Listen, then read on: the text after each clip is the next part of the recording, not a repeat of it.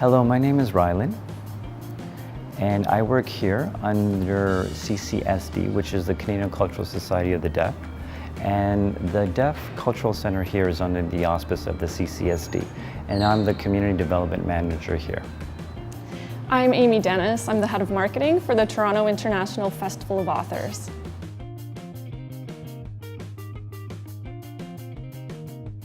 I've had a lot of amazing leaders and bosses and professors in my lifetime, but I've never taken part in an organized mentorship program before, so I was very excited to take part in this one. I've never been involved in a mentorship program before, previously. This was my first time, and I was so excited to be involved with it.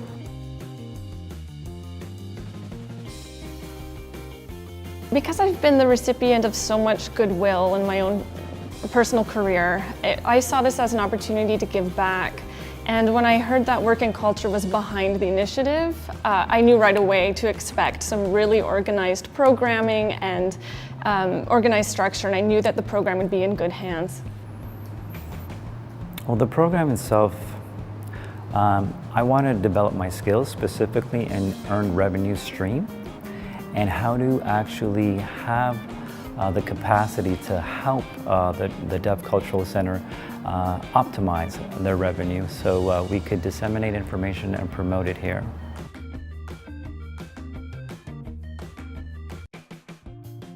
I was hoping to meet other like-minded people who work in this arts and culture community, which I did.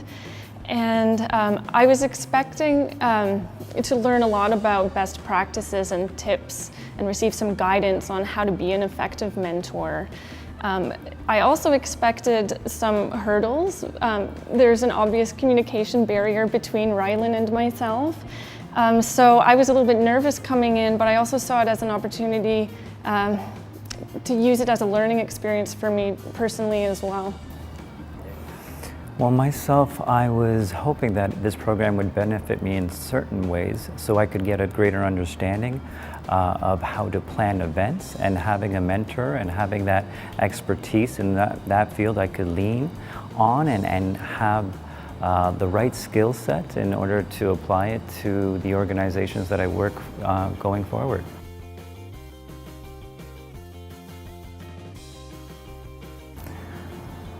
Well, our rapport and relationship developed. It was quite a professional relationship as a colleague. We would meet periodically and on a regular, as opposed to meeting once in a while. We would talk through text, whether it was text on our phones. We would talk through Skype. I mean, we've had interpreters that were booked for certain meetings, but at a moment's notice, we can't rely on having an interpreter there present.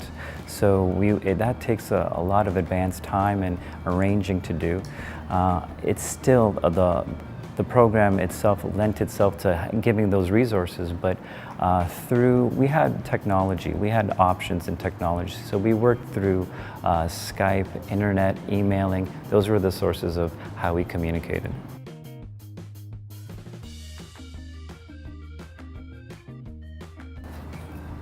Of course, myself, I remember I was hosting one event and diligently planning along, and it seems that day came, and it was underwhelming in terms of the turnout. We've had a lot of people confirm via email, but I was wondering, this is my first attempt at having the community come together, but sometimes things don't work out because people, in terms of distance, they live far from the event space. So we were looking at recruitment and trying to have people come and create a buzz, but it wasn't the best of turnouts, and I explained my underwhelming feelings towards Amy, and she said it doesn't matter whether it's a deaf event or whether it's just a general hearing event. Sometimes it all depends on certain factors, whether it's weather permitting, people's schedules conflict, and a host of other reasons. So you can't fault yourself for that and blame. It's a learning moment for me. I do remember quite early when we started working together, I hadn't known about the Deaf Culture Center before, and coming into this space, I was it took my breath away to see all the art and the exhibits on the wall, and to learn more about a lot of the artists behind the work. And RYLYN was very open in sharing their stories with me.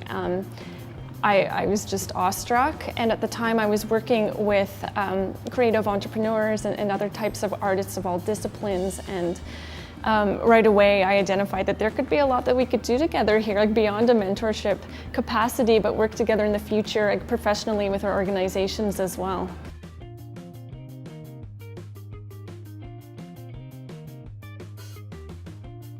When I first began, the goal was to have a better understanding specifically about earned revenue streaming and contribute to the organization as best as I can. So that was in terms of planning events, and I need sponsorship and support. But the thing that was really problematic is everything that you have to plan, the details, that all entails communication. So communication is the biggest key. So that posed a barrier because my goal was to have a big understanding of it, but I still haven't learned what it is to implement those and to make the situation go seamlessly. So I really relied on Amy for implementing and how to get those details set up, as opposed to the understanding was there, but executing. Yeah, I completely agree. We spent a little bit of time in the very beginning on strategic planning for how to increase earned revenue, and then very quickly the focus of our meetings turned into logistics and execution on how to make that happen.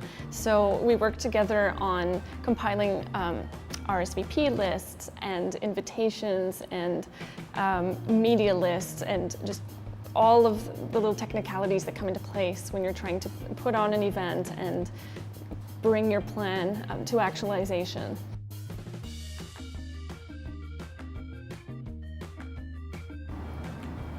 The program benefited me greatly. It helped me learn how to optimize, how to actually get people involved, create a buzz.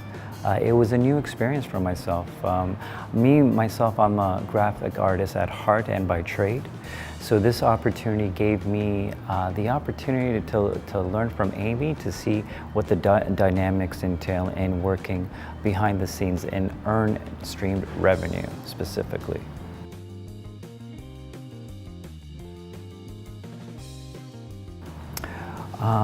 The benefits from working with Amy is that she has the skills and expertise. She's worked with different organizations within the Toronto area. She's involved in different festivals.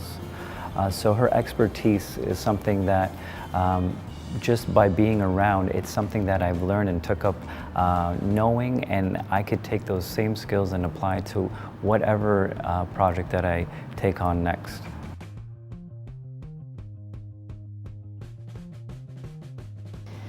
Well, I think Rylynn and I were very well matched.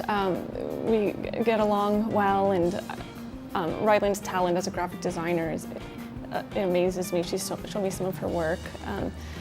So we had a genuine interest in what we were both working on and our passions.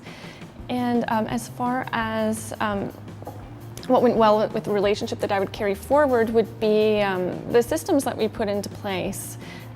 We made an effort of identifying what specific goals we wanted to tackle for each session and what the objectives were, so that we came into every meeting with the expectations set, and I had some resources in my back pocket that were prepared, and we knew what we were going to talk about, so we could work more efficiently and effectively that way. So planning ahead is something that I would suggest any mentor or mentee aims for in the relationship. The benefits of the program, the GERM program specifically, it was because it opened doors to certain networking circles that I haven't had previously. That benefits greatly.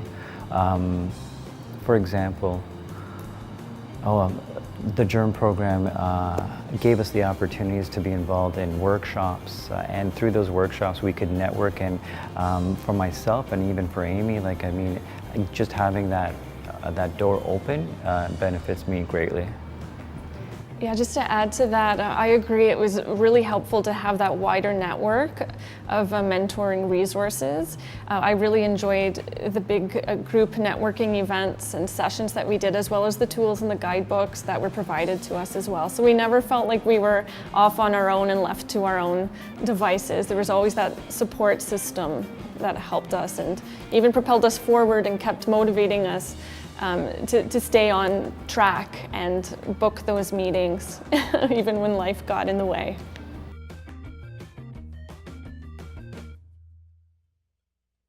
Yeah, I've never been in a structured mentoring program before, but this has been similar to other team building programs. But what stands out to me is the really strong support system and the communication between the programmers who run the GERM program, reaching out to us to check in and make sure that we have everything we need. So that was really appreciated.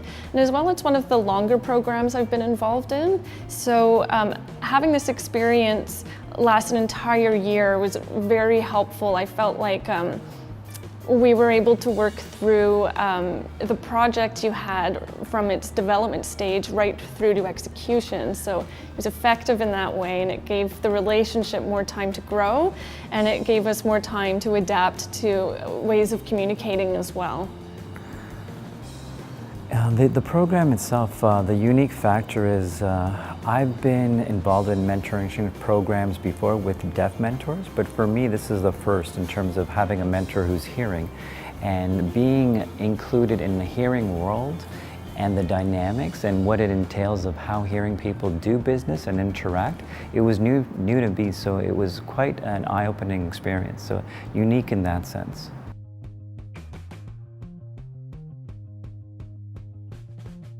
For anyone who's thinking about becoming a mentor, I would say go for it and expect to learn a lot along the way. It's not just a one-way learning opportunity. You have to be open to change yourself and to learning new things and adapting. Also, be open to sharing a lot of your knowledge, sharing your network and your resources as well.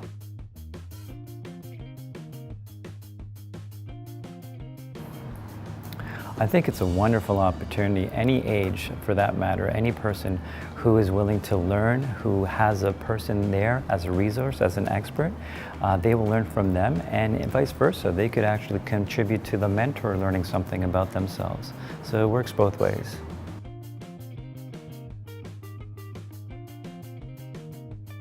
Mentorship slogan, I think I would go with give a little, gain a lot.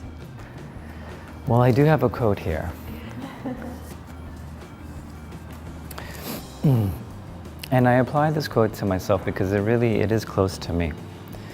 Leaders should influence others in such a way that it builds people up, encourages and edifies them so that they can duplicate this attitude in others. That's the quote.